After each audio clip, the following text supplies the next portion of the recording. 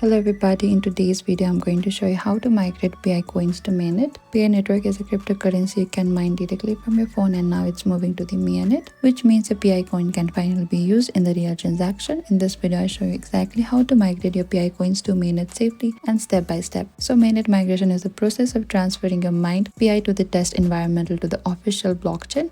Only verified account with the completed KYC and secured wallet can migrate to their coins, and this is crucial step make your PI usable in the exchanges for the transaction. So first you need to open to your Pi Network app, and once you open to this dashboard, here on the top left there's a 3-line icon. Tap there and find your mainnet just below the home. Over here you can access to your mainnet section. You will see your migration status and the option. You can over here select your unverified balance, your transferation mainnet as well, and select migrate to mainnet. Just select view wallet.